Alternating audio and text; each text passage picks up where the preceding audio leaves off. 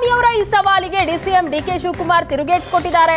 ನಾನು ಕುಮಾರಸ್ವಾಮಿಗೆ ಹೆದರುವ ಮಗ ಅಲ್ಲ. ಕುಮಾರಸ್ವಾಮಿ ಎಲ್ಲವನ್ನ ಬಯಲು ಮಾಡ್ಲಿ, ತನ್ನೆಲ್ಲ ಭೂಲೋಕದ ಎಲ್ಲ ವ್ಯವಹಾರ ರಿಲೀಸ್ ಮಾಡ್ಲಿ, ನನ್ನ ಮಕ್ಕಳ ಆಸ್ತಿ, ಕುಟುಂಬದವರ ಆಸ್ತಿ ವಿವರ ತರಿಸಿದ್ದಾರೆ, ತಪ್ಪು ಮಾಡಿದ್ರೆ ಯಾವ ಶಿಕ್ಷೆಯಾದ್ರೂ ಅನುಭವಿಸ್ತೀನಿ ಅಂತ ಈ ರೀತಿ ತಿರುಗೇಟ್ ಕೊಟ್ಟಿದ್ದಾರೆ ಡಿಕೆ ಶಿವಕುಮಾರ್.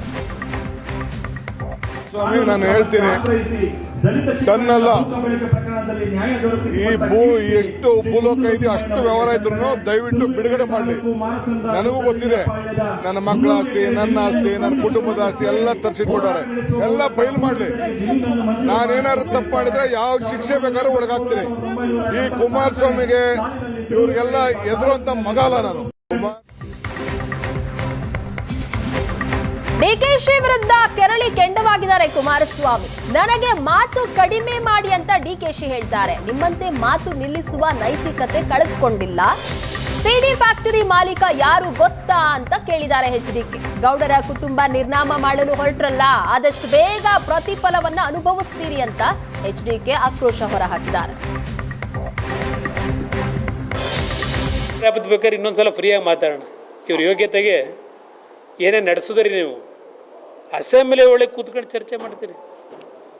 ನನ್ನ ಹತ್ರ ಎಲ್ಲ ಡಾಕ್ಯುಮೆಂಟ್ ಇದೆ. ಕರ್ನಾಟಕ ರಾಜ್ಯ ಎಂಥ ಫ್ಯಾಕ್ಟ್ರಿ ಫ್ಯಾಕ್ಟ್ರಿನಪ್ಪ?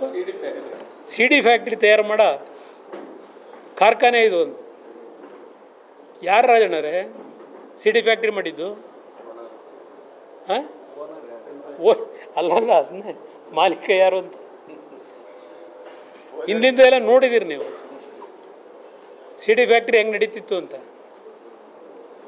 ದೇವೇಗೌಡರ ಕುಟುಂಬ ನಿರ್ನಾಮ ಮಾಡಬೇಕು ಅಂತ ಹೊರಟ್ರಿ, ಪ್ರತಿಫಲ ಅನುಭವಿಸ್ತೀರಿ. ಹನಿ ಟ್ರ್ಯಾಪ್ ಬೇಕಾದ್ರೆ